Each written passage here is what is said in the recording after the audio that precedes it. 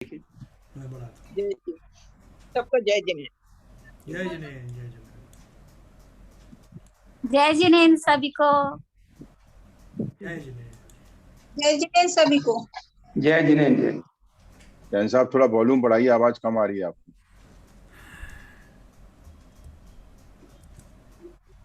अभी ठीक है? ओके, चलिए। ओम नमः सिद्धेभ्यः, जय श्री ओम नमः सिद्धेभ्यः, जय श्री ओम नमः सिद्धेभ्यः। मंगलम भगवान वीरो, मंगलम गौतमो गणी, मंगलम कुंद कुंदाद्यो जैन धर्मोस्तु मंगलम। सर्वमंगल मांगल्यम सर्वकल्याणकारकम, प्रधानम सर्वधर्माणां जैनम जयतु शासनम, जैनम जयतु शासनम, जैनम जयतु शासनम। तो देखिए, हमने सम्यक दर्शन के बारे में थोड़ा सा पढ़ा था, और उसके बाद हमने जो प्रतिमाएं हमने पढ़ रहे थे, पहली प्रतिमा, दूसरी प्रतिमा, तो वो जो श्रावक की 11 प्रतिमाएं हैं उसके अंतर्गत चल रहा था, जिसमें से हमने दर्शन प्रतिमा काफ़ी विस्तार से पढ़ी थी। दूसरी जो व्रत प्रतिमा है, क्योंकि दर्शन प्रतिमा में वो निर्मल सम्यक दर्शन की बात हुई थी ना, इसलिए अपन ने सम्यक दर्शन के बारे में एक बार फिर से पढ़ा था। उसमें क्या क्या अतिचार लगते हैं और कौन से गुणों के साथ में वो सम्यक पैदा होता है, ये हमने 8 अष्टांग उसके पढ़े, 25 दोष पढ़े। अब हम दूसरी प्रतिमा पे आते हैं, पेज नंबर 223, जैन धर्म जानिए। इसमें यहाँ तो बिल्कुल शॉर्ट में दिया है, जो 12 व्रतों यानी 5 अणुव्रत, 3 गुणव्रत और 4 शिक्षा व्रत का पालन करता है, वह दूसरी प्रतिमा का धारी है ना। अब इनका स्वरूप जो है अणुव्रत, गुणव्रत और शिक्षा व्रत का 212 पेज पे दिया है, 212। तो देखिए, इसमें सबसे पहले अपन पढ़ेंगे अणु। 5 अणुव्रत क्या है? अणु का अर्थ छोटा सा या स्वल्प होता है। 5 पाप यानी हिंसा, झूठ, चोरी, कुशील और परिग्रह का स्थूल यानी मोटे रूप से त्याग करना अणुव्रत या एक देश व्रत है। इसमें इन 5 पापों का अणु अर्थात एक देश त्याग होता है। एक देश माने पार्शियल। इनका पूर्ण त्याग महाव्रत कहलाता है, जो साधुओं का मूल गुण है। महाव्रत का विवरण पृष्ठ 44 पर देखिए। जो साधु के अपन 28 मूल गुण पढ़ते हैं ना, उसमें ये सब महाव्रत आते हैं। तो ये 5 अणुव्रत कौन से हैं, ये अपन अभी देखेंगे। पहला अहिंसाणुव्रत, मतलब जो मुनि लोग पालन करते हैं उसके छोटा रूप। ऐसे जो 5 पाप हैं, 5 पापों के त्याग से जो व्रत बनते हैं, उनको उस तरह के जो अणुव्रत, क्योंकि पार्शियल होते हैं, वो उतने हाई लेवल पर नहीं होते, इसलिए इनको अणुव्रत कहते हैं। अहिंसाणुव्रत, मन वचन काय और कृतकारित अनुमोदना से 30 जीवों की हिंसा नहीं करना अहिंसाणुव्रत है। इसमें स्थूल या संकल्पी हिंसा का त्याग होता है। 30 जीवों का इरादा पूर्वक व द्वेष पूर्वक घात नहीं करना तथा स्थावर जीवों का बिना प्रयोजन घात नहीं करना इसमें आता है। गृहस्थ संकल्पी हिंसा का त्यागी होता है एवं आरंभी, उद्यमी व विरोधी हिंसा का त्यागी नहीं होता है। गृहस्थ में और श्रावक में अंतर बताया, परंतु वह इनमें भी यत्नाचार पूर्वक प्रवृत्ति करता है। देखो, हम सब जो है गृहस्थ हैं आज की तारीख में, तो उसमें हम लोग क्या क्या करते हैं, हमारी अभी संकल्पी हिंसा का त्याग नहीं होता। कैसे नहीं होता? अभी जैसे घर में किचन में काकरोच हो जाए, कहीं और चींटियाँ हो जाती हैं, कहीं कोई मच्छर हो जाते हैं, तो अपन वो करते हैं, उनका पूरा ट्रीटमेंट करते हैं, और उद्देश्य हमारा ये रहता कि ये मर जाए। तो इनडायरेक्टली वो संकल्पी हिंसा का त्याग नहीं हुआ। हम वैसे कोशिश तो ये करते हैं कि वो ना मरे, लेकिन हमारा ऐसा संकल्प नहीं है कि हम इन्हें किसी तरह से मारे नहीं। तो ऐसा कौन करता है? जो दूसरी प्रतिमा का धारी है, जो श्रावक बन गया है, जिसको सम्यक दर्शन हो गया है, वो जीव संकल्प ले लेता है कि किसी भी अवस्था में मैं इनका विराधना नहीं करूँगा। तो जबकि देखो उसमें क्या क्या आया, देखो विरोधी हिंसा का त्यागी नहीं होता है, उद्यमी हिंसा भी चलती रहती है, और आरंभी हिंसा जो भोजन आदि बनाना करना, संबंधी सामग्री इकट्ठा करना, उनकी साफ सफाई करना, ये सारी जो आरंभी हिंसा तो गृहस्थों को होती। लेकिन इनका क्या होता है, जो श्रावक है, स्थूल या संकल्पी हिंसा का उसे त्याग होता है ना। अब कोई ये भी बोलेगा कि साहब जो अभी जो दूसरी प्रतिमा के धारी हैं वो बाकी की जो चीज़ें जो है ये आरंभी हिंसा आदि का त्याग कैसे करते हैं, क्योंकि अभी तो वो घर में ही है दूसरी प्रतिमाधारी, तो घर के कार्य कैसे करता है। तो उसमें बहुत यत्न पूर्वक वो इस तरह के कार्य करता है, और इसलिए उसका स्थूल या संकल्पी हिंसा का उनको बिल्कुल त्याग करते हैं। त्रस जीवों का इरादा पूर्वक व द्वेष पूर्वक घात नहीं करना। हमें द्वेष हो जाता ना, मच्छर ने कहीं काट लिया तो हमें उसे द्वेष होता है, हम द्वेष, अरे यार कुछ ऐसा इंतजाम करोगे ये मच्छर मर जाए, मर भी जाए हमें कोई दिक्कत नहीं। वैसे तो कोशिश गृहस्थ भी यही करता है कि उन्हें मारना नहीं, वैसे हाथ पे लोग मारते हैं, हम उनको मर जाएं वो, तो ऐसा तो वो नहीं करता गृहस्थ, कम से कम जैन गृहस्थ तो नहीं करता। लेकिन फिर भी अगर वो मर भी जाए तो उसको कोई ऐसा विशेष अफसोस नहीं होता, क्योंकि उसका संकल्प हिंसा का त्याग नहीं। तो हमें सबको श्रावक बनना है, इसलिए भले ही हमारी भूमिका में ये सब हम करते हुए पाए जाते हैं और मोर और लेस ये होते ही होते हैं, लेकिन फिर भी उनसे बचना। जैसे हम पेस्ट कंट्रोल करते हैं, पेस्ट कंट्रोल करने से पहले ही अगर हम ऐसी साफ़ सफाइयाँ रखें, और पेस्ट कंट्रोल भी पहले से ही आप कर लिया आपने कि साफ़ सफाई के पहले वो कीटाणु पैदा ना हो पाए, तो उनके होने के बाद आप जो करोगे, जब वो कीटनाशक छिड़को, कितने जीव मरेंगे। तो जहाँ विवेक से पूर्वक कार्य हो सकते हैं वो विवेक जरूर करना। शाम को अपने बर्तन साफ़ करके किचन के जहाँ जहाँ से काकरोच पैदा होने की संभावना होती है उन्हें हटा दें। जिन जिन चीज़ों में रात को जो और भी बहुत सारी तरह जीवों की उत्पत्ति जहाँ जहाँ होती है, अपन ये भी पढ़ेंगे कि जीवों की उत्पत्ति कहाँ कहाँ होती, कहाँ कहाँ पाए जाते, जिससे हमको सहारा मिले कि हम कैसे उनकी संभाल करें। तो आरंभी उद्यमी आप जानते हैं, उद्योग धंधे जो चलाते हैं, तो उसमें कुछ हिंसाएं होती हैं। विरोधी हिंसा होती है, कोई हमें मारने आता है, कुछ करता है, तो हम अपने बचाव में जो कुछ करते हैं वो विरोधी हिंसा में आता है। तो इसलिए उन्होंने लिखा, गृहस्थ संकल्पी हिंसा का त्यागी होता है एवं आरंभी व उद्यमी व विरोधी हिंसा का त्यागी नहीं होता है, परंतु वह इनमें भी यत्नाचार पूर्वक प्रवृत्ति करता है। यहाँ इन्होंने एक्चुअली जो गृहस्थ दिया है शब्द, वो उससे आप उसको श्रावक लगाना शब्द, क्योंकि श्रावक को ही संकल्पी हिंसा का त्याग होता है। दूसरा है सत्यानुव्रत, स्थूल असत्य अर्थात मोटा झूठ का त्याग करना सत्यानुव्रत है। जीव, समाज, धर्म, राष्ट्र पर जिस सत्य वचन से संकट आ जावे, ऐसा सत्य वचन भी नहीं बोलना सत्यानुव्रत में आता है। अपन ने इस बारे में बहुत डिस्कस किया कि कई बार ऐसे प्रसंग आ जाते हैं, जैसे मुनिराज के सामने दुविधा आ गई थी कि वो कसाई जो है गाय के बारे में उनसे पूछ रहा था, इधर से कहाँ गई गाय। तो अब वो अगर सब बता दें साहब मेरा तो सत्यानुव्रत है या सत्य महाव्रत है, तो वो मारी जाती गाय। तो इसलिए ऐसे शब्द भी नहीं कहना जिनसे किन्हीं के अनर्थ हो, संभावना ऐसी देख करके, तो वो जो है हमारे। और इसमें जो सत्यानुव्रत जो दिया है वो बहुत मोटा दिया है। वास्तव में सत्य वचन बोलना और सत्यानुव्रत में फ़र्क है।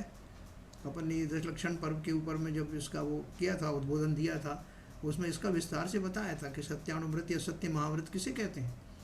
ये तो बहुत एक पार्ट है उसका कि सच बोलना और झूठ नहीं बोलना, ये तो बहुत छोटी सी चीज़ है, लेकिन उसका जो स्वरूप है बहुत विस्तृत है। तो वो मैं आपको कभी और आगे अपन पढ़ेंगे मुनि धर्म में, तो मैं आपको विस्तार से बताऊंगा। जीव, समाज, धर्म, राष्ट्र पर जिस सत्य वचन से संकट आ जावे, ऐसा सत्य वचन भी नहीं बोलना, और बिना कारण के भी झूठ नहीं बोलना। यूँ ही किसी को मूर्ख बनाने के लिए झूठ बोल दिया, या हमको नहीं मालूम है फिर भी झूठ बोल दिया, ऐसे बहुत सारे हमारे जीवन में घटित होते हैं। तो जहाँ तक संभव हो स्थूल झूठ ना बोलें, और उसमें एक्सेप्शन ये है कि जहाँ कहीं राष्ट्र पर संकट आ रहा हो, समाज पर संकट आ रहा है, धर्म पर संकट आ रहा है, तो वहाँ उस भाव से अगर कुछ बोला जाता है तो वो झूठ नहीं माना जाता। ये बता रहे हैं। साहब एक क्वेश्चन है जी। जैसे हम लोग, जैसे बहुत सी जगह आपने देखा होगा, जैसे बहुत यूट्यूब, बहुत सारे न्यूज चैनल हैं, वो अनुमान लगा के बात को बोलते हैं, कोई भी कथन करते हैं अनुमान लगा के, और फिर उस अनुमान लगी हुई बात को हम आगे बढ़ाते हैं और हम आगे करते हैं और डिस्कस करते हैं और लोगों को फैलाते हैं, तो उसमें हमको कैसा वो क्या पाप लगेगा, नहीं लगेगा? देखो, बहुत सारी छोटी छोटी चीज़ें जो हैं जीवन में तो आती हैं और हमको पता भी नहीं होता। आप जैसे अपन थोड़े अवेयर होते जा रहे हैं, तो अवेयर होने से आप देखोगे अपनी जो इवन नॉन जैन भी बहुत सारे हैं, वो सीधे सीधे जो है उनको नहीं बोलते, वो स्पष्ट कहते हैं कि भाई देखो ऐसा मुझे पक्का नहीं मालूम, ये ऐसा मेरा अनुमान है या मुझे ऐसा पता लगा है, वो क्लियर बोलते हैं। तो उसके उससे ज़्यादा उत्साहित होकर के लोग बोलते हैं ऐसा ही है, तो मैं बोल रहा हूँ ना आपको ऐसा ही है। थोड़ा सा हमको उसमें परहेज करना चाहिए अपने अपने हिसाब से। जब आप थोड़े से हम अगर ज्ञानी होते जा रहे हैं, तो जहाँ जीवों का कोई अहित हो जाए, आपने कोई ऐसी चीज़ बता दी उनको, साहब बोलते ऐसा ऐसा है, वो कोरोना ख़त्म हो गया है, मैं बोल रहा हूँ ना आपको ख़त्म हो गया, तो उसकी बजाय आप ये कह सकते हो भाई कहीं कहीं जो है ये चैनल पे ऐसा आ रहा है और पता नहीं सही बात क्या है।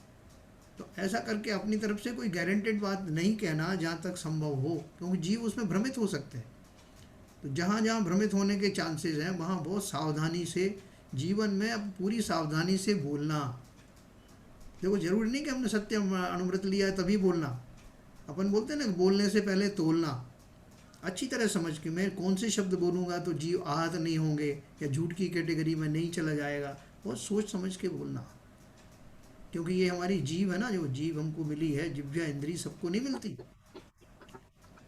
तो वो जो जो रचना इंद्री है, जो बोलने वाली शब्दों वाली है, तो हमारे तो दोनों एक्शन होते हैं ना उससे, इसलिए बहुत कम बोलना, मित हित मित प्रिय वचन बोलना, है ना, मृदुता ला करके बोलना। अगर जिनवाणी की बात कर रहे हैं या जिनवाणी सुन रहे हैं या कोई प्रश्न पूछ रहे हैं, तो वो भी अत्यंत मृदुता के साथ। विपुल जी, ये जरा म्यूट करिए ना। तो जिनवाणी भी अगर हम कोई क्वेश्चन पूछ रहे हैं तो बहुत विनय पूर्वक पूछने का है। उसमें अपनी जो आवाज़ है, अपना जो टोन है, अपनी बॉडी लैंग्वेज है, सब में ऐसा विनय का प्रदर्शन होना चाहिए, ठीक है ना। और अभी आपने पूछा तो एक चीज़ मैं आपको और बता दूं कि अभी बहुत सारे लोग जो अपना वीडियो बंद कर देते ना, तो वीडियो बंद करने के पीछे जो है वो एक कारण तो ये होता है कि शायद वो किसी अस्त व्यस्त हालत में हो तो वो सामने नहीं आना चाहते। एक दूसरा ये कि कुछ और साथ में उनकी साइड एक्टिविटीज़ चल रही हो तो वो सामने नहीं आती, वो ठीक है। लेकिन इसमें एक बात मैं ज़रूर कहूँगा कि जिनवाणी एक तो साफ़ सुथरे कपड़ों से, वस्त्रों से बैठ करके सुनना, ये बिल्कुल आपका मंदिर या समूहचरण जैसा ही है। वो तो मजबूरी हमारी, हम मंदिर में नहीं कर पा रहे हैं। और दूसरा, जिनवाणी को कभी पैरों पे मत रखना, नहीं आपका ज्ञानावर्णी कर्म का तीव्र बंद होने वाला है। बराबर आप स्टूल चौकी के उसके ऊपर रखिए और उसका बराबर विनय करिए। ये मत जानिए कि वो निर्जीव है, उसको क्या पता, उसके ऊपर कुछ भी रख दिए अपने जो है वो मोबाइल और चश्मे और सब जो गंदे गंदे जगह जगह लेके जाते हैं, वो मोबाइल भी रख दिया जिनवाणी पे। बहुत ध्यान रखना आपने। तो जितना हम विनय करेंगे जिनवाणी आदि की, हमारे के धर्म के आयतन है ना, उतना ही हमारे जीवन में जिनवाणी का रहस्य खुलेगा। वरना हमको बहुत सी चीज़ें समझ में नहीं आएंगी। उसका कारण ये है, तीव्र ज्ञानावर्णी कर्म का बंद होता है। तो ये थोड़ा सा ध्यान रखें। तो ठीक है शैलेंद्र जी। साहब, मेरा क्वेश्चन था हाँ हाँ, बिल्कुल ठीक है। कि सर जैसे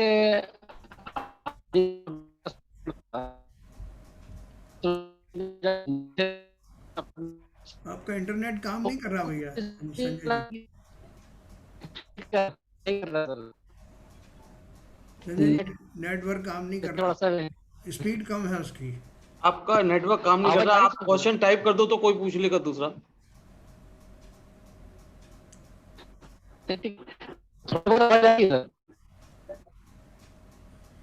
हाँ चलिए, जो ठीक हो जाए तब आप बात कर लेंगे, है ना, या आप क्वेश्चन भेज देना जैसे ये बोल रहे हैं।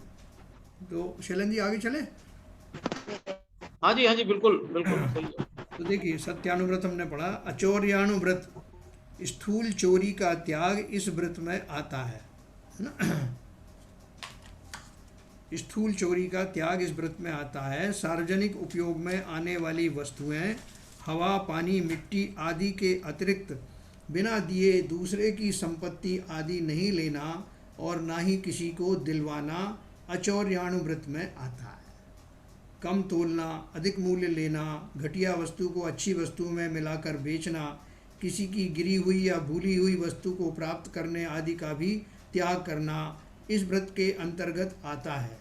अचौर्य को आस्तेय भी कहते हैं।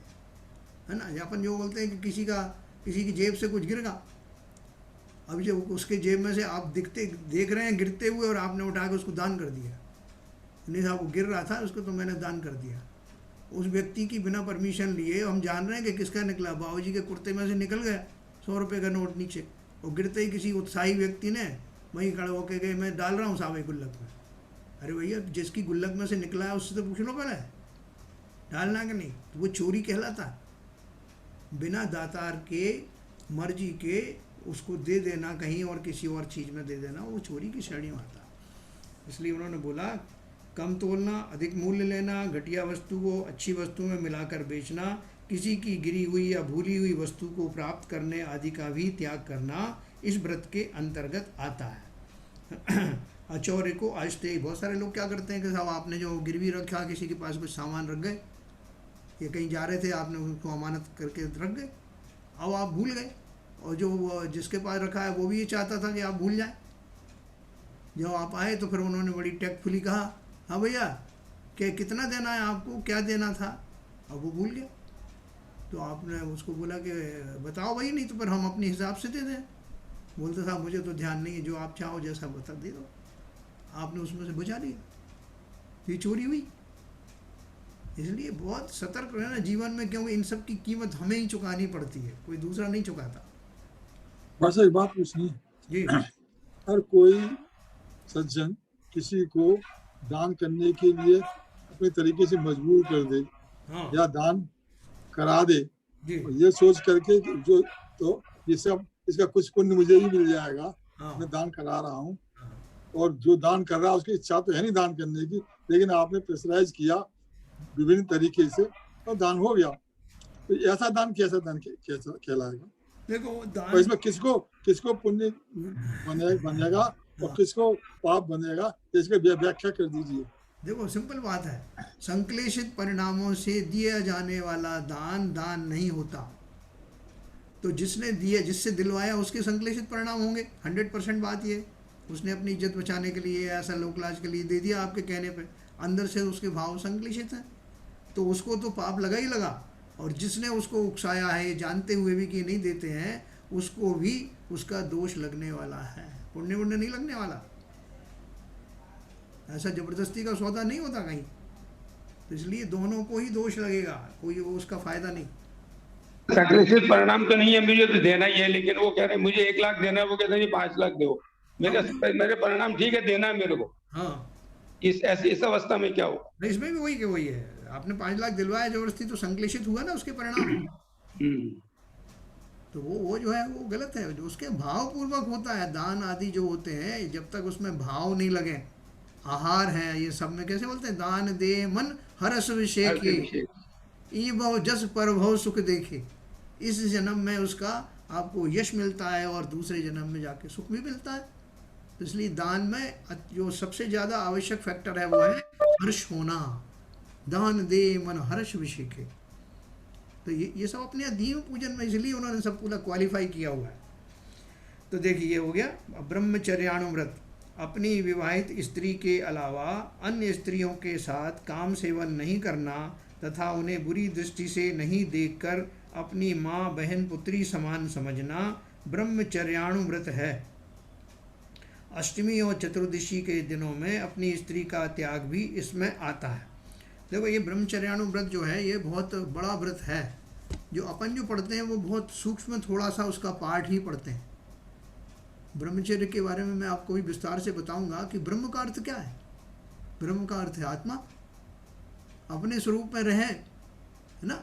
शील बाण नवराख ब्रह्म भाव अंतर लखो, कर दोनों अविलाग करहु सदा नरभव सफल, ऐसा करके क्वेश्चन पूछा। देखो इसका अर्थ क्या है।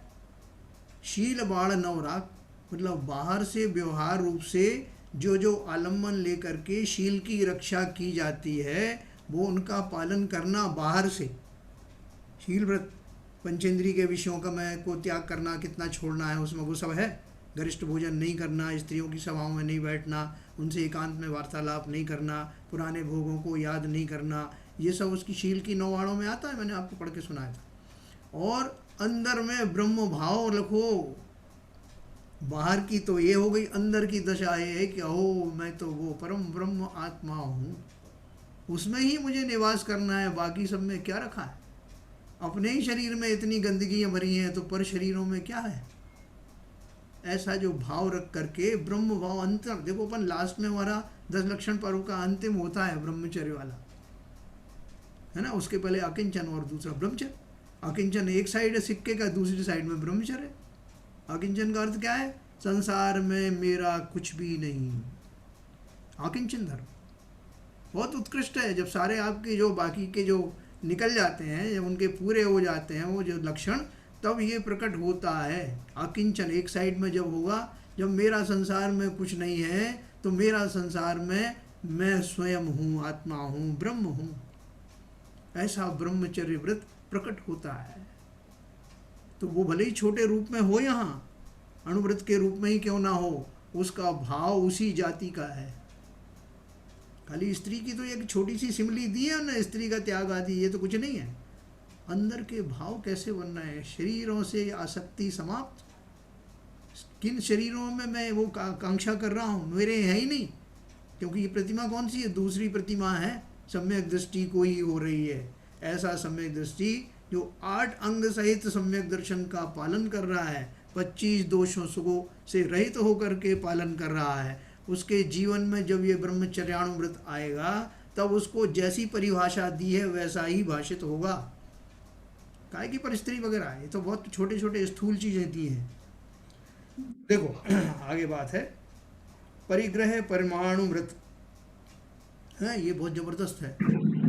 ये तो हमको भी अभी सम्यक दर्शन प्राप्त होने से पहले ही ये सब जो है धारण करना है।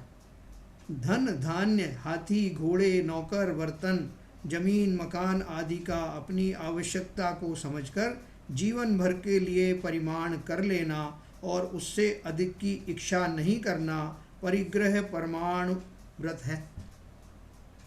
देखो अभी जो कोरोना पीरियड चल रहा है ना, बहुत सारे लोगों को ये ज्ञान हो गया कि पता नहीं भाई साहब मैं आज हूँ और कल हूँ कि नहीं, पता नहीं।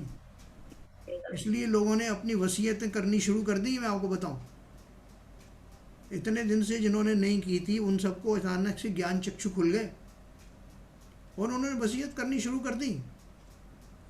धन आदि से उनको वैराग्य अब इस जाति से हो गया, इस वजह से कि पता नहीं भाई साहब मैं रहूं कि नहीं, कलम चलाने की ताकत भी रहेगी कि नहीं, इसलिए उन्होंने ये व्यवस्थाएं शुरू कर दी।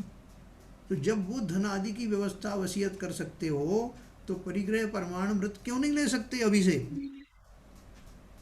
अभी से नक्की करो, है ना। कि वो दयानंद राय जी ने कहा ना कि आयु का कोई भरोसा नहीं, संयम धारण निरंतर करना है। आयु जममुख बीच में, हमारी जो आयु है यमराज के मुख में है, कभी भी प्राणांत हो सकता है। जो व्रत नियम आपने अभी धारण कर लिए, हो सकता है अगले क्षण ही हम चल बसें, लेकिन वो व्रतों के प्रभाव से हमारी गति अच्छी होने वाली है। इसका लाभ लेना। पता नहीं वास्तव में ये देखो, आप जो कल थे वो आज नहीं, अचानक से कोई हमारे बीच में से उठ जा रहा है। तो इस बात को ध्यान में रख करके अगर हमने कोई व्रत नियम संयम रोज ना धारण करो ना, छोटे छोटे से ही करो धारण। रोग परिग्रह परिमाण व्रत, मेरा इतने से काम चल जाएगा, इससे ज़्यादा नहीं। ये सामान 100 वर्ष का है, पल की खबर नहीं। और नहीं साहब वो तो मैं नियम ज़्यादा ऐसा है साहब कि मैं 2-5 करोड़ तो रखना चाहता हूँ अपने पास। 2-5 करोड़ रखना चाहते हो? ज़िंदगी भर तो तुम्हारे पास में 10 लाख से ज़्यादा हुए नहीं, अभी तुम 2-5 करोड़ की बात कर रहे हो। ये बात ध्यान रखो, जितनी ऊंची लिमिट बनाओगे उतना तो दोष लगेगा। कोई ये सोचे नहीं साहब मैं लिमिट ऊंची रखूं, कौन देख रहा है? तुम ही देख रहे हो। इसलिए परिग्रह परिमाण व्रत को तुरंत धारण करना, अपने जीवन में एक लिस्ट बना के बैठो। वसीयतनामा तो बाद में होता रहेगा कि मैं क्या क्या अपने पंचेंद्रिय के विषयों में क्या क्या सामग्री का उपभोग करता हूँ, उसमें कितनी कटौती कर सकता हूँ, लिखित में रखो, डायरी में रखो। आज के बाद मेरा ये इतना लिमिट रहेगा, जीवन भर में इतनी वनस्पतियों का ही उपयोग करूँगा, इतने वस्त्रों का उपयोग करूँगा, इतने धन का उपयोग करूँगा। ये सब बहुत अच्छे से शास्त्रों में सब दिए हुए हैं कैटेगरी, जिनमें मोटी मोटी कैटेगरी उन्होंने दी हैं। अभी हाथी घोड़े तो होते नहीं, नौकर चाकर भी नहीं, खुद ही पर झाड़ू पोछा लगा रहे हैं, है ना। लेकिन आदत पड़ गई ना तो अभी नहीं रखना नौकर चाकर भी। और ज़मीन मकान आदि कितनी कितनी प्रॉपर्टी हम बना के रहते हैं, एक भी मकान में जितने हमने लिए हैं उनमें रहते हैं क्या सब में जाके। इसलिए भाई साहब ये सब अपने लिए है। परिग्रह परिमाण व्रत बहुत एक हमें एक ऐसा शस्त्र मिला है जिसके माध्यम से मैं अपनी इच्छाओं को सीमित कर सकता हूँ। और इच्छाओं को सीमित करने का अर्थ है अपने राग द्वेष को सीमित कर लेना। तो ये अवश्य करना है। इसके लिए इंतजार मत करना कि सम्यक दर्शन होगा जब जो करूँगा। सम्यक दर्शन प्राप्त करने के लिए भी ये आवश्यक भूमिकाएं हैं। तो इस तरह से हमने ये 5 अणुव्रत के बारे में पढ़ा। इसके बाद है 3 गुणव्रत, जो अणुव्रतों को बढ़ाते हैं, उन्हें दृढ़ता प्रदान करते हैं, वे गुणव्रत हैं। इनके 3 भेद हैं। पहला दिग्व्रत, दशों दिशाओं में आने जाने की मर्यादा या सीमा जीवन भर के लिए निर्धारित कर लेना दिग्व्रत कहलाता है। दिग माने दिशाएं। जैसे यदि कोई यह नियम ले ले कि वह जीवन पर्यंत भारत से बाहर नहीं जाएगा तो वह दिग्व्रतधारी है ना। सारी दिशाओं का उसने लिया है नियम। भारत से बाहर नहीं जाए तो किसी दिशा में भी नहीं जाएगा। Bharat is the boundary. और कोई अपने उसमें रख लेता है कि मैं उत्तर दिशा में जा सकता हूँ या फलानी दिशाओं को छोड़ के बाकी सब में नहीं जाऊँगा, ऐसा। और फिर आगे देशव्रत।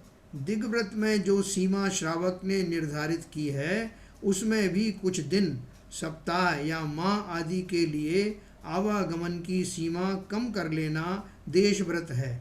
जैसे उपरोक्त दिग्व्रतधारी यदि यह नियम कर ले कि भादवे के महीने में वह अपने शहर से बाहर नहीं जाएगा तो वह देशव्रतधारी है। मैंने भारत की अपनी वो रख ली कि भारत के बाहर नहीं जाऊंगा। अब भारत में भी और ज़्यादा मैं संकुचित करूँ ना, मैं अपने शहर से बाहर नहीं जाऊंगा। फिर और कम करो कि अपने शहर में भी इतने किलोमीटर से दूर नहीं जाऊंगा। ऐसे अपने अपना वो बढ़ाते जाइए लिमिट अपना। उसका फ़ायदा क्या है? उतने उस एरिए के बाहर जाने का जो भाव है वो ना होने के कारण हमारे जो राग द्वेष के परिणाम हैं वो भी सिमट जाएंगे उतने एरिया भर के लिए। उससे ऊपर के जो जीवों से हमारा इंटरेक्शन होगा, वस्तुओं से इंटरेक्शन होगा, उनके कारण हमारे जो भाव बिगड़ेंगे उनमें अवश्य ही अंकुश लगेगा। इसलिए बहुत ज़बरदस्त चीज़ है ये टूल। ये जैनियों को मिला है, ये टूल सबको मिलता नहीं। दिग्व्रत देशव्रत आपके कितने जो है वो राग द्वेष जो है बच जाओगे उनसे। अभी अपन बाहर नहीं निकल रहे, देखो कितनी लड़ाइयाँ होती हैं, नहीं होती। आप बाहर ही नहीं निकल रहे घर से, और फ़ोन पे आपको गाली दोगे नहीं लोगों को, क्योंकि अभी आप सोच रहे हो भैया कोई फ़ोन उठा ले, ये बड़ी बात। तो इसलिए ये सब टूल्स हैं, इनका फ़ायदा उठाओ। दिग्व्रत देशव्रत, इसका अभिप्राय केवल इतना है कि मनुष्य अपनी इच्छाओं को कम करे। जितना कम इंटरेक्शन करोगे, जितना अपने को अपने अंदर जाने का उतना समय मिलेगा।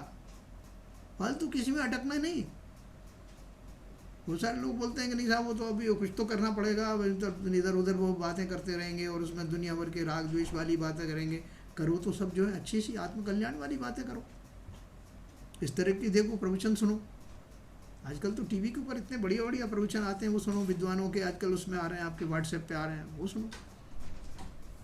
तो ये दिग्व्रत देशव्रत हो गया। तीसरा है अनर्थ दंड व्रत। अनर्थ से तात्पर्य है बिना प्रयोजन, है ना। आपने तो अनर्थ कर दिया। अनर्थ मतलब जिसकी ज़रूरत नहीं थी वो कर दिया। अर्थ का मतलब हो है जो जिसकी ज़रूरत है। किस अर्थ से काम कर रहे हो, किस मंतव्य से काम कर रहे हो। बिना मंतव्य के, बिना किसी अर्थ के, बिना किसी प्रयोजन के कुछ कार्य कर देना, वो अनर्थ दंड व्रत है। जो बिना प्रयोजन जीव की हिंसा आदि में कारण हो, उनसे विरति करना अनर्थ दंड व्रत है। अभी हमारे ललित जी पूछेंगे इसमें दंड क्यों लगा दिया बीच में, है ना। अनर्थ तो ठीक है, उसमें दंड कौन किसको दे रहा है, ऐसा आता ना भाव मन। तो देखो क्या बोल रहे हैं, जो बिना प्रयोजन जीव की हिंसा आदि में कारण हो, उनसे विरति करना अनर्थ दंड व्रत है।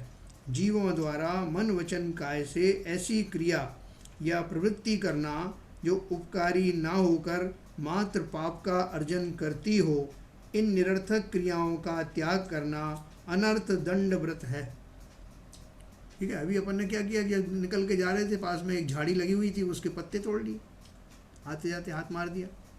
किसी की गाड़ी खड़ी थी, उसमें एक घूसा दिया, आगे चल दिए बिना बात के। ले जाओ, होता है, मैं मनोरंजन कर रहा था। ऐसे मनोरंजन कर रहे थे, वनस्पतियों को भी नुकसान पहुंचाना या और किसी तरह के ऐसे उपक्रम करना जो बिना प्रयोजन के हैं। पानी बह रहा तो बहने दो, आप वहाँ से निकल के जा रहे हो, सार्वजनिक कोई नल में से पानी निकल रहा है, सब हम क्या करें, हमें क्या करना है, वो देखेंगे म्यूनिसिपैलिटी वाले। अरे तुम्हारे बगल से निकल के जा रहा है, उसको अगर बंद कर दोगे तुम्हें कोई कहने वाला नहीं कि तुमने क्यों बंद कर दिया। ऐसी बहुत सारी चीज़ें हैं। अपने घर में पंखा चल रहा है बिना बात के, टीवी चल रहा है, बिजलियाँ चल रही, साहब मैं बिल देता हूँ। उस दिन अपन ने बात की थी ना, बिल देने से क्या होने वाला। ये सब रिसोर्सेज का अनुचित उपयोग करना, ये सब हमारे कर्मों के बंध में निमित्त होता है। देखो हमारे आचार्यों ने कितना बढ़िया जो है इनको बिल्कुल पिरो करके सीक्वेंस वाइज रखा है कि कहाँ कहाँ जीव हिंसा आदि हो सकती है, कहाँ कहाँ जीव के भाव बिगड़ सकते हैं, कहाँ कहाँ उसको कर्म के बंध हो सकते हैं। उनसे बचाने के लिए हमको ये सब बताया, नहीं हम तो कर ही रहे थे। तो ये अनर्थ दंड व्रत के देखो 5 भेद होते हैं। आप देखो इसको बहुत मोड कैटेगरी बताई इसकी, 5 भेद। पहला, पापोपदेश, जमीन खोदने, खोटे व्यापार करने, वनस्पति छेदने आदि पाप वर्धक क्रियाओं का उपदेश देना। ये ना, जमीन को खोदने में हिंसा होती है कि नहीं, कितनी हिंसा होती है। बहुत सारे लोग बोलते हैं वो जो साहब यूकेलिप्टस के जो है पेड़ लगाओ, वो गवर्नमेंट ने एक योजना बनाई है और वो योजना में ऐसा है कि पेड़ लगाओ और उसके बाद इतने साल बाद उसको पेड़ों को काट के फेंक दो, तो उसमें आपको उन पेड़ों से जो मिलेगा उसके बदले में आपको बहुत पैसा मिलेगा। जीवों को लगा करके उनको मारने का पहले से ही भाव है, समय से पहले उखाड़ दूंगा, उनसे इतना धन आएगा, ये मैं प्राप्त करूंगा। तो इसलिए जमीन खोदना, खोटे व्यापार करना, पेस्टिसाइड इनका जो व्यापार आदि करते हैं, वनस्पति छेदने और पाप वर्धक क्रियाओं का उपदेश देना। बहुत सारी पापवर्धक क्रियाएं होती हैं, उनको ध्यान से समझ करके कि कहीं ऐसा तो नहीं मैं ऐसा उपदेश देकर पाप का बंध तो नहीं कर रहा हूँ। दूसरा है हिंसा दान। सर, हाँ जी, इसमें जो किसान जो फसल उगाता है जी, वो किस श्रेणी में आएगा? इसमें भी वो जब पेड़ को उखाड़ के फेंकता है। हाँ देखो अपन ने ऊपर अनर्थ दंड की जो परिभाषा है उसमें क्या पढ़ा था, अनर्थ बिना प्रयोजन के कोई कार्य करना। वो किसान बिना प्रयोजन के नहीं कर रहा है, वो खेती के पैदा करने के लिए जो जो आवश्यकताएं होती हैं वो करना है। उसमें भी अपन थोड़ा ध्यान रख सकते हैं, जैसे केंचुए मर ना जाएं, तो बहुत सारे लोग ध्यान रखते हैं उसका, कि पेड़ पौधे जो उखाड़ते हैं, खरपतवार भी निकालते हैं, जो मजबूरी है उनकी उतना उनको लगता है। आरंभी हिंसाओं में आता है, उद्योगी हिंसा में वही मैं कहने वाला था कि जो उसकी गुड़ाई करते हैं उसमें काफी छोटी छोटी वनस्पतियां निकलती हैं और केंचुआ वगैरह का भी उनमें हिंसा होती है। देखो इसलिए जो है अपने यहाँ जो है वो खेती वगैरह करना, बागवानी करने में पाप बताया गया है। लेकिन अगर आपकी मजबूरी है, वही आपका व्यवसाय है, तो वो आप करते हो, तो ये मान के करते हो, उसमें जितनी निहित हिंसा है उसका दोष तो लगेगा। वो आरंभी हिंसा में जाएगा, आरंभी या उद्योगी हिंसा, उद्यमी, ठीक है ना, वो जाएगा। लेकिन उसमें भी अपन थोड़ी सावधानी तो कर सकते हैं। हाँ, वो तो विवेक से तो करना, विवेक से करना। सर आपने जो पेड़ का एग्जांपल दिया वो भी तो उद्यमी हिंसा में आ जाएगा। हाँ देखो उसमें जो है ना ये एक संकल्पित हिंसा के टाइप होती है। जैसे मैं आपको बताऊं कि बचपन में हम छोटे थे जब, तो किसी व्यक्ति ने हमारे पिताजी को आकर के बोला कि सरकार की ऐसी स्कीम है कि इतने इतने यूकेलिप्टस के पेड़ लगाओ और इतने साल बाद उनको उखाड़ के फेंक दो, फिर उनसे ये चीज़ें बनेगी और फिर से लगाओ। तो वो देखो जितनी बार वो उसको उखाड़ेंगे, इतनी बार नए वो लगाएंगे। उनको संकल्प ही हिंसा है कि मुझे इतने दिन बाद हटा ही देना, इसको मार डालना है, और इतने दिन के बाद में फिर से खुदाई करना है। तो वो ये आप अगर दूसरा व्यवसाय आपके पास है तो इस तरह के हिंसापूर्ण व्यवसाय से बचना चाहिए। अब आप बोलोगे साहब हम नहीं करेंगे खेती तो कोई कौन करेगा, धन अन्न कौन उपजाएगा, तो बहुत करने वाले बहुत सारे लोग हैं, करते ही हैं। ये दोनों ही कैटेगरी हो जाएंगी सर। हाँ, संकल्पी और उद्यमी दोनों ही हो जाएंगी। अगर वो उसने यूकेलिप्टस के पेड़ लगा के बिजनेस कर रहा है तो उद्यमी हो गई, और आपने संकल्प ले लिया इतने साल के बाद मैं पेड़ को काट दूंगा, तो दोनों कैटेगरी हो जाएंगे। इसलिए संकल्प जो होना उसमें जो है वो बहुत ज़्यादा पाप का बंध करता अनजाने में तो अपन बहुत सी चीजें। पेड़ लगाने का जो हम लोग कहते हैं कि पेड़ लगाओ, तो जी। ये भी हिंसा में आएगा क्या? देखो वैसे तो हिंसा में काटने का तो नहीं, लेकिन लगाने का मतलब जो कहते हैं। नहीं, लगाने में देखो क्या है कि अपन लगाने से पहले वहाँ की ज़मीन खोदेंगे, है ना। खोदने में जो है बहुत सारे जीव, पंचेंद्रीय जीव भी होते हैं उसमें, तीन अवतरस जीव, काफ़ी बड़े बड़े तीन इंद्रिय 4 इंद्रिय जीव निकलते हैं कि नहीं उसमें से। तो अपन खोदते हैं, फिर उसको लगाते हैं। तो वास्तव में जो उसकी हिंसा हो रही वो पेड़ लगाने में नहीं, पेड़ लगाने के प्रोसेस में जो जितनी जो खुदाई वुदाई जो करते हैं, फिर अपन पानी डालते हैं, बहुत सारे जीव चींटी वीटी बहुत सारे मरते हैं। हिंसा तो है ही। तो जाने अनजाने में उनमें हिंसा तो होती है। तो इसलिए उसमें भी विवेक पूर्वक, जैसे आपको एक मजबूरी है, आपको एक तुलसी का पौधा लगाना ही लगाना है आपको मेडिसिनल उसके लिए, तो ऐसे आप जितना लिमिटेड कर सकते हैं वो करिए, क्योंकि ये सब हमारी कीमत हमको ही देनी है, जितना हम बढ़ाएंगे। नहीं, ये वृक्षारोपण का जो प्रोग्राम है, हाँ, एनवायरमेंटल प्रोटेक्शन के लिए, हाँ, मैंने बताया ना कि पेड़ लगाने का उसमें निषेध नहीं है, लेकिन पेड़ लगाने के प्रोसेस में होने वाली हिंसा से आप बच नहीं सकते। वो तो खैर प्रयोजन के साथ हुई ना। तो नहीं करना चाहिए जैनियों को तो। नहीं देखो, जैसे विद्या सागर महारथी का विद्यांजलि जो चलता है, उसमें भी आ रहा है कि आप इतने पेड़ लगाने के लिए इतने रुपए दीजिए और वो वृक्षारोपण वहां पर किया जाएगा, जैसे गौशाला वगैरह या मतलब मंदिर के आसपास। तो ये चीज मतलब हम लोगों को करना चाहिए या नहीं करना चाहिए? देखो आपने सही कहा आपने बरखा जी। ये एक्चुअली क्या है कि ये सब सोशल रिस्पॉन्सिबिलिटीज वगैरह में आता है कि हमारा प्रकृति के प्रति हमारा इतना कर्ज है, अब इतने पेड़ निकल गए हैं, तो उनमें ये जब अपन करते हैं तो जो साइंटिफिक भाषा में कि एनवायरनमेंट की शुद्धि के लिए हमको ये पेड़ लगाना चाहिए, मानव जाति की सेवा के करने के लिए करना चाहिए, ये भाव के साथ लोग करते हैं। लेकिन उनमें जनित जो भी हिंसा होगी, आप जितने सावधान रह के लगा सकते हैं करिए आप, लेकिन फिर भी हिंसा तो होगी। आपने 100 पेड़ लगाए, अपना 1000 पेड़ लगाए, तो उसके साथ हिंसा होगी।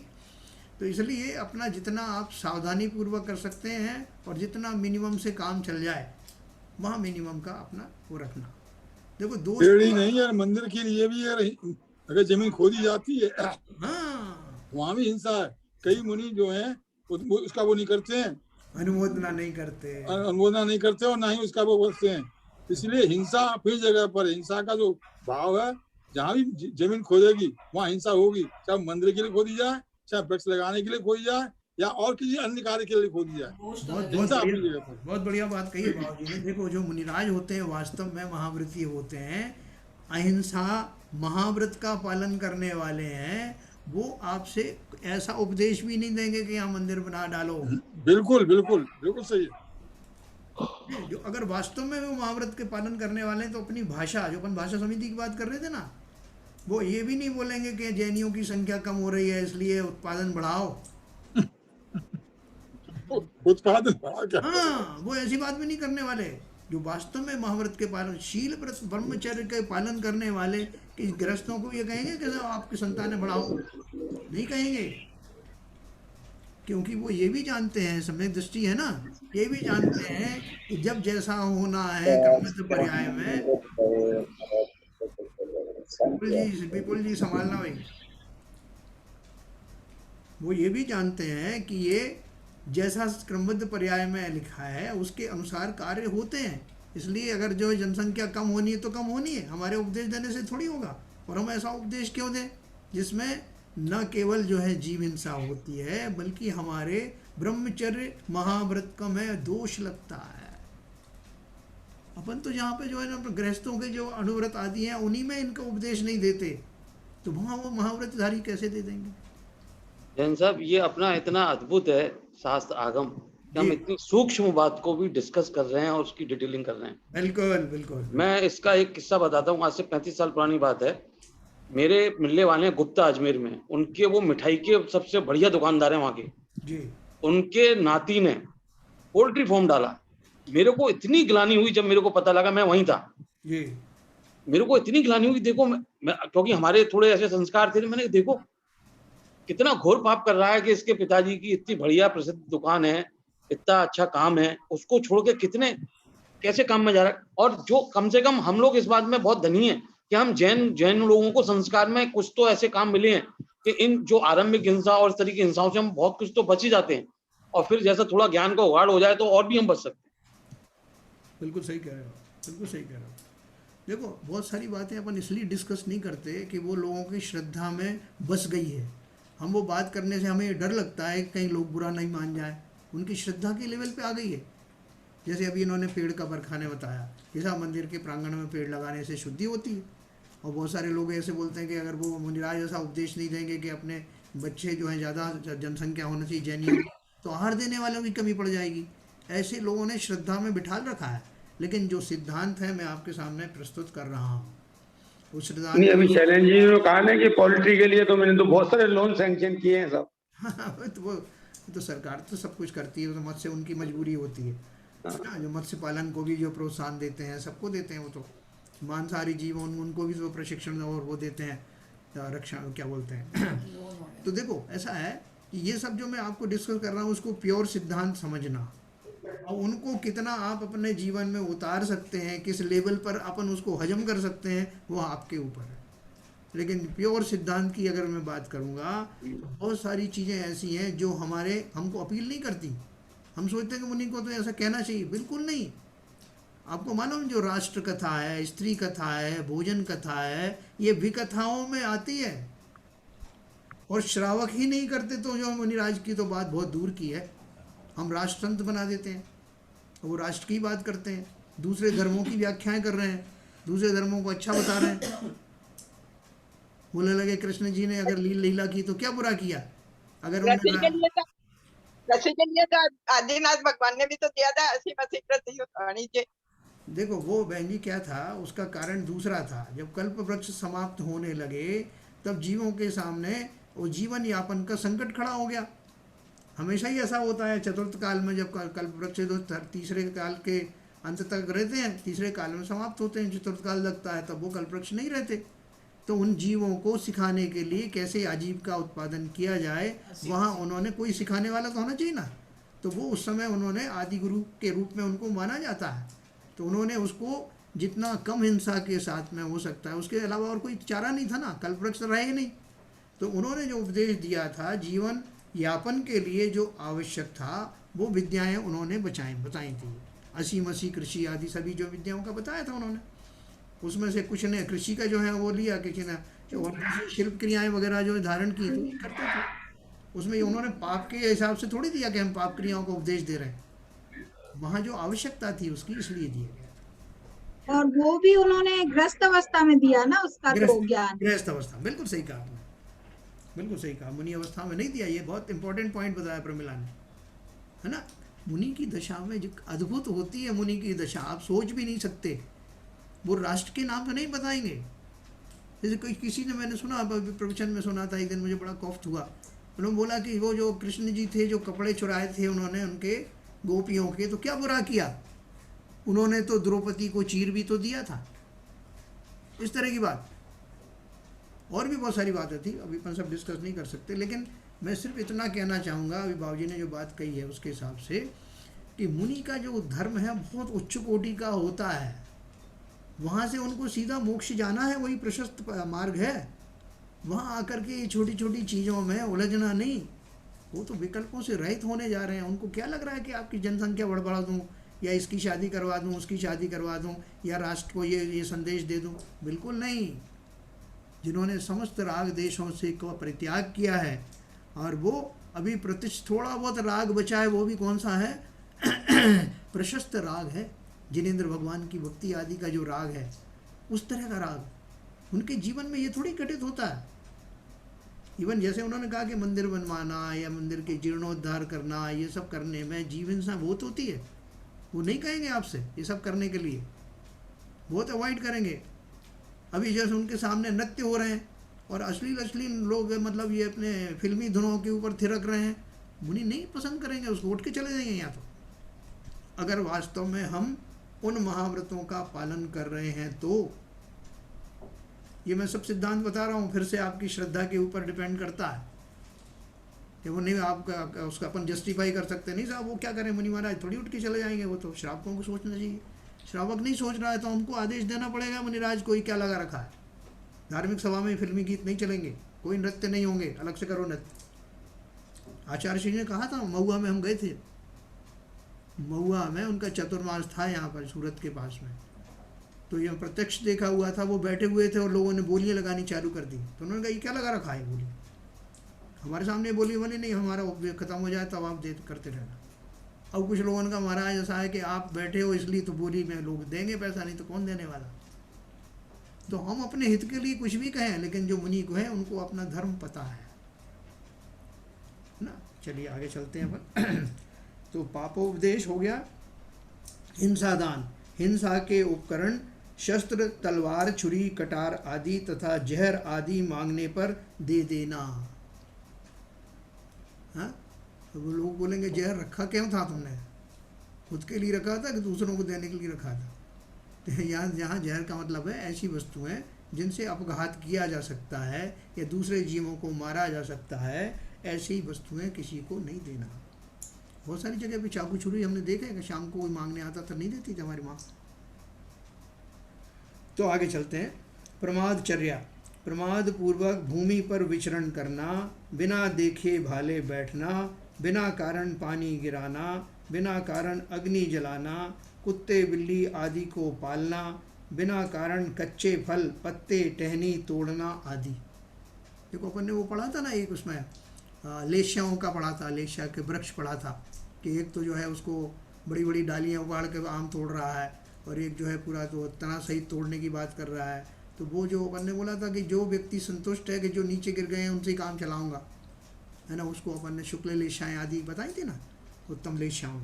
उसी तरह से यहाँ जो आपको कोई पेड़ वेड़ लगा हुआ है तो उसमें आपको मान लो कुछ तुलसी के पत्ती तोड़ना है फॉर एग्जांपल मेडिसिन के लिए, तो उसमें भी ये ध्यान रखें कि हम बड़ी टहनी ना तोड़ें, क्योंकि जितनी बड़ी तोड़ोगे उस जीव को दर्द होता है, तकलीफ होती है, भले ही वो एक इंद्रिय जीव है। तो इसलिए रात में नहीं तोड़ते हमारे यहाँ, फिर रात वो सो जाते हैं, अपन बोलते हैं ना, ये अपन को सिखाया जाता है कि अकारण से, और ज़रूरी भी अगर है तो उतना ही लिमिटेड यूज़ करना हर चीज़ का, है ना। जैसे शिवजन साहब को पता है हमारे यहाँ एक एटॉमिक एनर्जी में एक शब्द चलता है अलारा। अलारा का अर्थ क्या है, as low as reasonably achievable, मतलब इतना कम से कम वस्तुओं का उपयोग करो जितने में आपका काम चल जाए, चाहे वो पानी हो, हवा हो, गृहस्थी की और दूसरी चीज़ें हैं, धन धान्य आदि हो, सब में ये सिद्धांत रखना। क्योंकि जब तक हम गृहस्थ हैं हमसे इस तरह की आरंभी हिंसाएं तो होती रहती हैं, लेकिन उसमें भी फ़र्क है। हमें कोई लाइसेंस नहीं मिला हुआ कि हम तो गृहस्थ हैं तो हम करेंगे हिंसा, जितनी ज़्यादा करोगे उतना ज़्यादा हमको पाप बंद होगा, सीधी सी बात। भाई साहब अंकुरित अंकुरित अंकुरित खाना बिल्कुल और ये घास पर चलना बिना मतलब के जी हाँ, टहलने के लिए, तो वो भी सब हिंसा में ही आता है। बिल्कुल बिल्कुल बिल्कुल। एक एक इंद्रिय जीव। देखो बाबूजी ने याद दिलाया कि वो भरत चक्रवर्ती ने जो वर्ण व्यवस्थाएं बनाई थी ना, वो कैसे बनाई थी वर्ण व्यवस्था, कि वो एक साइड में बैठ गए पक्की जगह पर, अपना सिंहासन राज दरबारियों का लगा दिया, और दूसरी तरफ जो है प्रजा बैठी थी, और बीच में घास का एक वो छोटा सा वो क्या बोलते हैं उसको, पार्क जैसा वो बनाया हुआ था, और साइड में पगडंडियाँ भी थी पक्की। और उन्होंने, हाँ लॉन जैसा, और उन्होंने जो है लोगों को कहा कि भाई साहब ये आप सबके लिए हमने पारितोषिक की व्यवस्था की है, अपने अपना हम नाम बोलेंगे, आकर के पारितोषिक ले जाओ। तो जो लोग सीधे सीधे वो लॉन में से होकर के आ गए, वो कुचलते हुए उस वनस्पति को, जिसके 1 मिलीमीटर के भाग में असंख्यात जीव होते हैं, उसकी जिन्होंने परवाह नहीं की, उसको उन्होंने वो ब्राह्मण पद नहीं दिया। बाकी जो समझ गए इस बात को कि इसके अंदर ब्रह्म है, ब्रह्म माने जीव है, वो लंबे रास्ते से आकर के घूम करके आए, लॉन में पैर नहीं रखा उन्होंने। तो उनको भरत जी ने ब्राह्मण शब्द से वो अलंकारित किया। वो ब्राह्मण का अर्थ यानी जैनियों के अंदर ये कैटेगरी बनाई थी, ऐसा नहीं था उनके सबके धर्म अलग थे। उन्होंने कितना ज्ञानवान है, कितना व्यक्ति जो है वो उस तरह का है, उनको ब्राह्मण शब्द का उद्बोधन दिया। और बाकी के जो जिस जिस शिल्प में निपुण थे उनको वो शिल्प के अनुसार से, उन्होंने जो व्यापार में थे उनको वैश्य दिया, है ना। जो दूसरी तरह की साज सज्जा सफाई आदि कर सकते थे उनको नीचे शूद्र आदि दिया। ऐसे उन्होंने कैटेगरी बनाई थी विद इन जैन्स, उनके जो है उनके कौशल देख करके, उसके हिसाब से उनका जो दिमाग देख करके किया था। लेकिन कालांतर में भविष्यवाणी हुई कि ये वर्ण व्यवस्था जो आपने की है आगे जा कर के वो अलग से रूप ले लेगी। जो ब्राह्मण बन गए वो पूजा पाठ करने वाले कर्मकांडी वो पूजा हो वाले हो गए, बाकी जो सफाई वाले थे उनको अपन जो है नीची जाति के कहने लग गए। ये व्यवस्था उस समय हुई थी। तो और जैसे जाति व्यवस्था बन गई है। हाँ, तो जैसे बाबूजी ने कहा अकारण से अपन सोचते नहीं साहब, वो तो पैरों में चलना चाहिए साहब, नंगी धूप में नंगे पैर चलना चाहिए उसमें घास में। उससे साहब बताया उन्होंने कि हमारा जो है आँखों की ज्योति बढ़ेगी। अरे तुम्हारी तो आँखों की ज्योति बढ़े, कितने जीवों की तुमने ज्योति समाप्त कर दी हैं, पैरों पे कुचल करके उनकी जो जीवन ज्योति बुझा दी। क्या बात का स्वास्थ्य है? दूसरों की लाशों पर अपने महल खड़े करना बंद करना पड़ेगा। ये हमको जगह जगह ध्यान रखना है। हमें मोक्ष जाना है, हमें सब जीवों के प्रति समान रूप से करना भाव रखना है। बिना उसके नहीं जा सकते। जिन जिनको सताया है वो सब आपसे बदला लेंगे, है ना। तो अपने पैरों में बेड़ियां न पड़ने दें, कम से कम जीवों का जितना भला कर सकते हो करो। तो आगे था अपध्यान।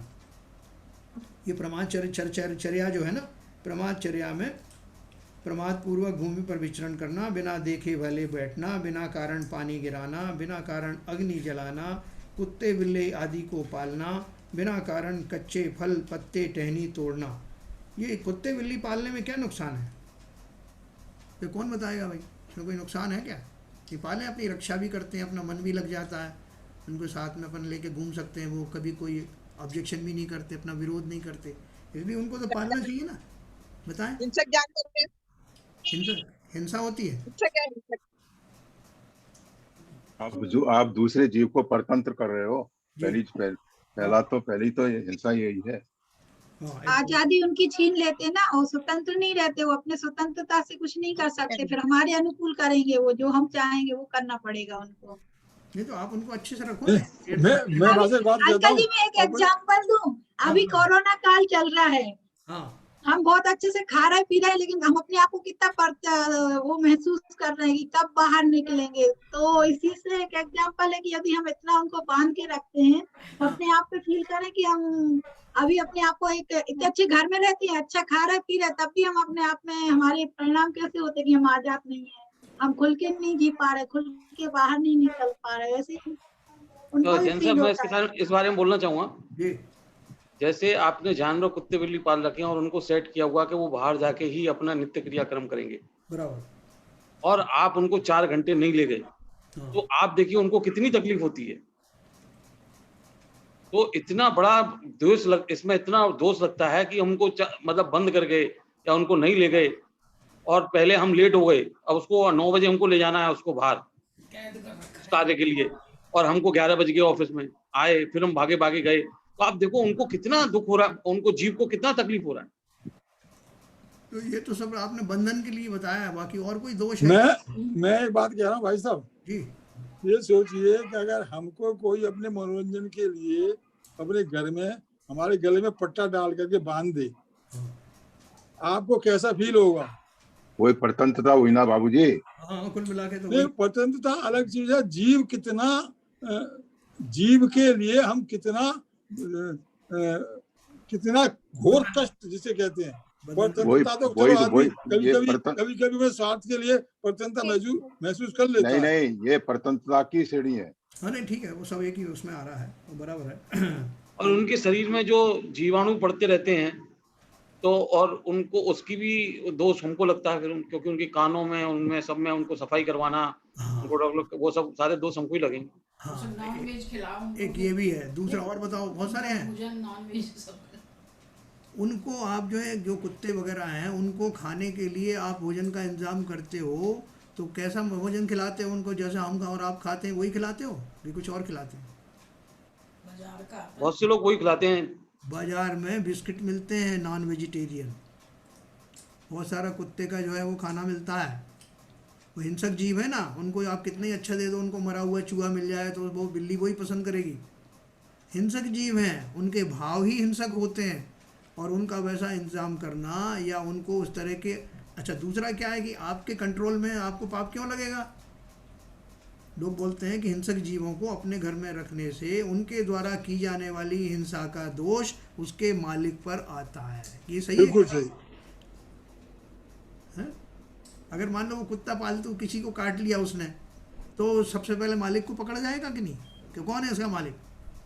नहीं साहब, दूसरी बात यह है वो रखते हैं। कुत्ता अगर चूहा दिखेगा तो उससे भी निर्वृत्ति हो जाएगी, घर में चूहे नहीं आएंगे। और क्या। उनकी हिंसा हमसे बच जाएंगे। नहीं नहीं, वो हिंसा तो आपको ही लगेगी। हाँ बिल्कुल सही बात है। ठीक क्यों है। साहब मैं पूछ लूं थोड़ा सा। हाँ बोले। मैं ये पूछ रहा हूँ जैसे कोई ये व्यापार कर रहा है, किसका हलवाई की दुकान कर रहा है, हैं? और उसमें हिंसा तो होती है, और उसके बाद उसमें से वो दान करता है मंदिर में, तो उसे पुण्य पाप कितना लगेगा? मिठाई की उद्यमी हिंसा हुई ना साहब। तो उसमें दान भी करता रहता है, और उसे मजबूरी है उसकी, उसका व्यापार भी है, तो उसे पुण्य पाप बराबर लगेगा कि कम ज्यादा होगा? नहीं, किस चीज का व्यापार है उसका? हलवाई का, मानो स्वीट डिश का। हाँ तो हलवाई होते हैं ना, हलवाई। हाँ तो मिठाई की दुकान है। हाँ मिठाई की दुकान, उसका व्यवसाय है वो, तो उसमें दान कर रहा है तो पुण्य लगेगा उसको। पुण्य लगेगा ना। पर उसमें जैसे वो शक्कर को उसको चाय जैसे गला देता है, उसमें काफी जीत कर ले जाते हैं, मर जाते हैं, तो वह हिंसा तो होगी ना उसमें। देखो अपने यहाँ बहुत अच्छा सिस्टम और है। पानी जो है बगैर छाने लेता है वो, तो सुनो अरेलजन साहब, अपने यहाँ सिस्टम बहुत बढ़िया है। जो चीजें जिससे आपकी हिंसा हो रही है उतना पाप लग रहा है। जहाँ जहाँ आपके पुण्य वाले भाव हो रहे हैं, शुभ भाव, और उनका जो है पुण्य बंद हो रहा है। हमारे यहाँ बिल्कुल साफ है, एक मैकेनिज्म इतना सूक्ष्म है कि उन पुण्य के कार्यों को करते हुए भी आपके भावों में कुछ खोटे भाव आ रहे हैं, तो उतना आपका जो है पाप का बंद होगा। सही है, खोटे भाव आ रहे हैं तो बस, और जितने अच्छे भाव आ रहे हैं उनका पूरा हिसाब किताब होता है। नहीं, बात ये है जैन साहब, उद्यम कौन सा कर रहे हैं ये भी आप सिलेक्ट करना पड़ेगा। आप लेदर की बिजनेस नहीं कर सकते। कर रहे हैं, मांस जो बेच रहे हो आप, और हाँ वही मैंने मांस का नाम ले लिया, इसलिए था कि अगर लेदर की, अगर जूते की दुकान खोल के बैठोगे तो उसमें तो जूते पैक होके डब्बे में आते हैं, डब्बे आप बेच रहे हो। गुड़ का भी बिजनेस नहीं करते, कहीं तो गुड़ का भी नहीं करते, तो वो तो खोटे व्यापार में आ जाता ना। खोटे व्यापार ही नहीं करना सबसे पहले, तो अपन को वही तो बताया। वही तो बात है, ये खोटे व्यापार में आता है। तो देखो ये, और फिर दूसरा, आप अच्छा व्यापार भी कर रहे हो लेकिन नीयत खराब है, कम तोल रहे हो, मिलावट की चीजें दे रहे हो, तो उन सब का हिसाब किताब है। संसार में इतनी बढ़िया व्यवस्थाएं हैं पूरे, जो विश्व में जो बनाए हुए हैं ब्रह्म जो नियम हैं, इतने बढ़िया हैं कि आप बच नहीं सकते। जिस क्षण भी आपके जरा भी पापापचार के भाव आए, बल्कि मायाचारी के भाव आए कि कौन क्या देख रहा है, आपका बंद तुरंत होता है। यही तो कर्मण शरीर है, यहाँ बैठे हुए हो, कोई बाहर थोड़ी जाना है रिपोर्ट करने, FIR लिखवाने, तुरंत प्रभाव से घटित होता है, बच नहीं सकते। पैनल कोड सीधा बुक हो जाता है। हाँ। पूरी व्यवस्था हो जाता। तो इस व्यवस्था का लाभ उठा करके क्यों ना मैं ऐसे भाव करूं जो रजिस्टर हो जाएं और मुझे आगे जा करके मेरा मार्ग प्रशस्त कराए। दोनों तरह की रिकॉर्डिंग होती है ना, तो उसका लाभ लेना। तो देखो, एक हमारा 2 और बचा था, एक अपध्यान है और दूसरा दुश्रुति है। अपध्यान किसे कहते हैं? निष्प्रयोजन अन्य जीवों का बुरा विचारना। अच्छे खासे लोग बैठे हुए थे हैं, तो वो तो चोरी से जाए, हेरा फेरी से ना जाए कि साहब देखो यहाँ चोरी तो बंद कर दी मैंने, अब इनका सूट के इधर से उठा के वहाँ रख देता हूँ, उनका यहाँ रख देता हूँ, देखो क्या मजा आएगा जब वो परेशान होंगे। खुरापाती है ना। तो ये जो खुरापाती सूझती है ना जीवों को, निष्प्रयोजन दूसरे जीवों को, अप्रैल फूल बना रहे हैं साहब, तो किस लिए बना रहे हैं साहब? अच्छा लगेगा लोगों को जब बेवकूफ़ बनाएंगे, भागते हुए जाएंगे। अरे तुम्हें मालूम नहीं तुम कितने साल तक जिस संसार में बेवकूफ़ बनते रहोगे, ये सीधा फल है उसका। अभी कौन से कम बेवकूफ़ी है कि जो संसार में पड़े हो। तो इसलिए इन सब का फल ज्यों के त्यों है। अपन लोगों एक दूसरे को बोलते हैं ना, साहब टिट फाट टैट करता हूँ मैं तो। अप्रैल फूल बनाते रहोगे तुम क्या जीवन में। हाँ, टिट फाट टैट तुम क्या करोगे? प्रकृति करेगी असली तो टिट फाट टैट। जो टिट फाट टैट करने की भाव रखते हैं वो कानून को अपने हाथ में लेने की बात करते हैं। प्रकृति में तो सब नियम है, उससे ज़्यादा तो टिट फाट टैट तुम कर ही नहीं सकते। इसलिए अपना भाव शुद्ध रखो, प्रकृति में सब व्यवस्थाएं हैं।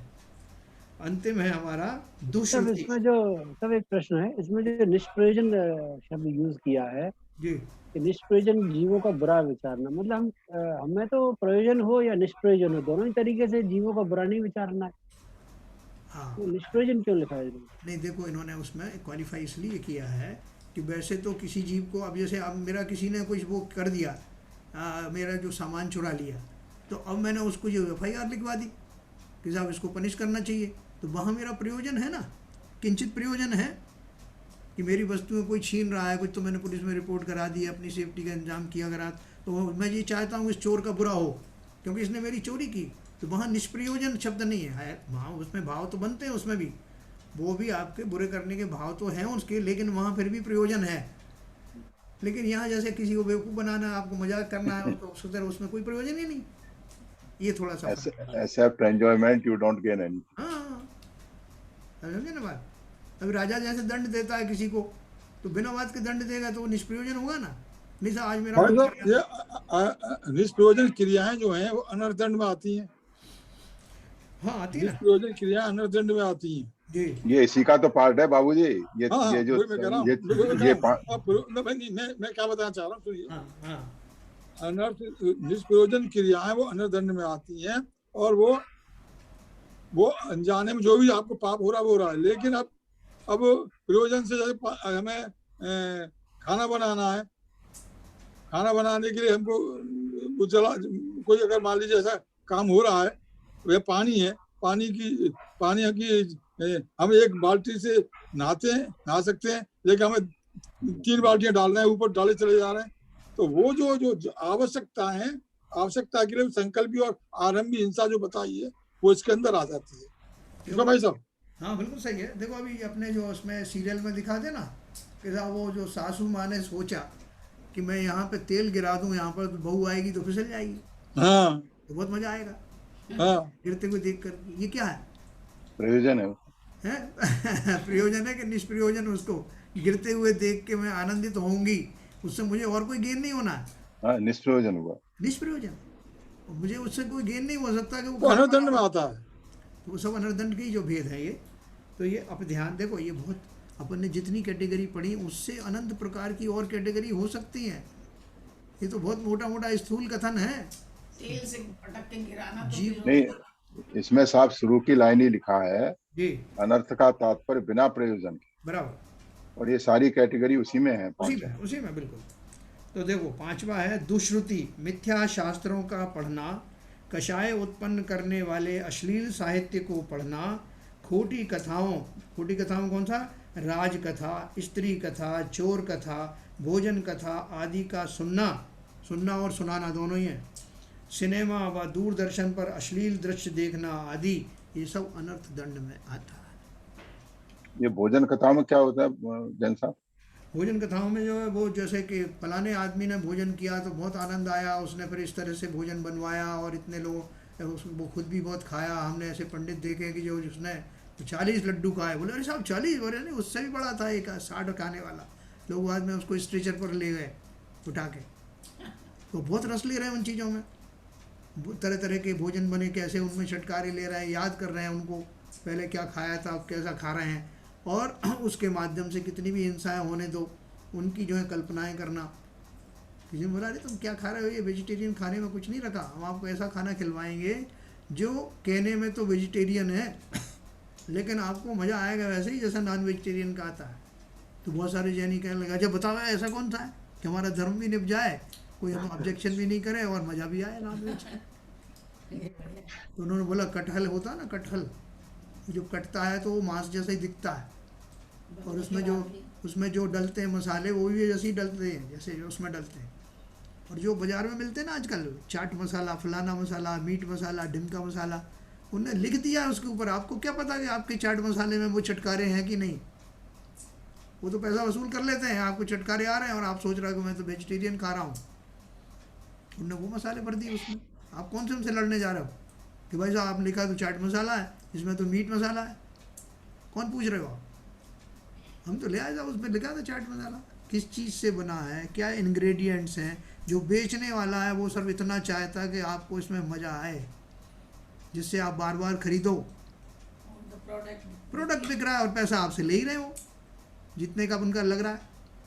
इसलिए इस भरोसे में मत रहना कि जो मिल रहा है हमको वो सब निरापद है। सिंगापुर टाइम्स आता है संडे का, उसमें लास्ट के 3 पेज होते हैं। उस 3 पेजों में लोगों ने क्या क्या नया खाया उसका वर्णन होता है, और पूरा सिंगापुर उसको चटाके लेके उसको पढ़ता है। वो सबसे मतलब वो उनका सबसे संडे को वो सब पढ़ते ही पढ़ते हैं और मैं आपको बताता हूँ, मैं 3 साल रहा उस ईस्ट में, और मेरे को वापस आने का कारण ये था कि मैं पूरे ईस्ट में ढूंढा। 500 रेस्टोरेंट एक साथ में बने हुए हैं, जैसा 500 रेस्टोरेंट एक साथ में बने हुए हैं। जैसे आप जाओ थाईलैंड में जाओ या इंडोनेशिया में जाओ या सिंगापुर में जाओ, पूरे, और इतना ज्यादा खाना है, मतलब इतना ज्यादा नॉन वेज, आप सहन नहीं होगा आपसे, और इतना ज्यादा खाते हैं लोग, और इतना, और सब लोग नया नया खाना, मतलब लोगों में होड़ है नया खाना, तो इतना ज्यादा, मतलब उसका वो वहां पर रहना बड़ा मुश्किल है। बराबर। और लोग उसकी बातें करते हैं और चटखारे ले लेके उसकी, मतलब अखबारों में लिखते हैं अपना स्वाद का। मुनियों के लिए तो यहाँ तक कहा गया भाई साहब जी कि अगर कोई श्रावक पहुंचता है महाराज जी के पास और महाराज जी अगर उससे पूछते हैं तुमने खाना खा लिया क्या, वो भी दोष है उनके लिए। हाँ बिल्कुल सही कहा आपने। वहां भी दोष लगता है मुनि के लिए। देखो, और मुनि अगर खाना खाने आहार के बाद में, अगर आहार में ली हुई चीजों के बारे में कोई बात करते हैं तो वो भी उनके लिए महादोष है। देखो आप तो महाराज की बात कर रहे हो बाबूजी, अभी अपन जो अगली प्रतिमाएं जो पढ़ने वाले हैं, जी जी जी बिल्कुल सही कह रहे हैं प्रतिमाओं आप। में ही ऐसा लिखा है। हाँ हाँ आप जो कह रहे हो मैं मुझे मालूम मालूम है। आप बिल्कुल सही कह रहे हैं, बिल्कुल सही कह रहे हैं। ये आपने अच्छी बातें बताई, ये सब जो है लोगों के ध्यान से उतर जाती हैं। हाँ जब अपन पूछेंगे नहीं, क्या महाराज ने पूछ लिया तो क्या बुरा हुआ, महाराज का तो फर्ज है पूछने का कि भाई सबका भला चाहते ना वो, इसलिए पूछ लिया उन्होंने।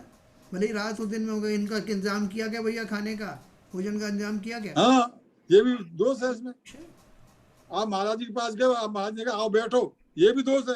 देखो मुनि का जो स्वरूप है ना, वास्तविक स्वरूप है, उससे तो हम परिचित हुए ही नहीं है अभी। उनके मूल गुणों के बारे में पढ़ करके उनकी बारीकियों में जाएंगे आप, तो बहुत सारे लोग तो या तो कहेंगे हमें मुनि बनना ही नहीं। सही कह रहे हो, बिल्कुल सही। क्योंकि वो फिर शिथिलाचार नहीं रहेगा, बारीकी में जाओगे, वास्तव में मुनि वही है। तो या तो आप वो छोड़ दोगे, या अब जैसे कल सीबीजन साहब बोल रहे थे हर आदमी वो मुनि क्यों नहीं बन जाता, क्यों नहीं बनता? क्योंकि जिन्हें ज्ञान है उन्हें मालूम है कि कितनी कठिन तपस्या है। जहाँ बोलने मात्र से दोष लगता हो, इस तरह के शब्द बोलने से, बिल्कुल सही है, बिल्कुल सही। तो हर कोई बन सकता है क्या? जिन्हें ज्ञान है वो जब तक उस लेवल के भाव उनके नहीं आने लगते, वो कोशिश नहीं करते। ऊपर के जो व्रत धारण तो कर लेते हैं नीचे की भूमिका में रह करके, लेकिन वो बन करके फिर नीचे का काम नहीं कर सकते आप। तो कल अपन इसके बारे में और पढ़ेंगे। 4 शिक्षा व्रत जो हैं इसमें अभी रह गए, दूसरी प्रतिमा में कल अपन इसके बारे में पढ़ेंगे। जिनवाणी स्तुति करें ललित जी।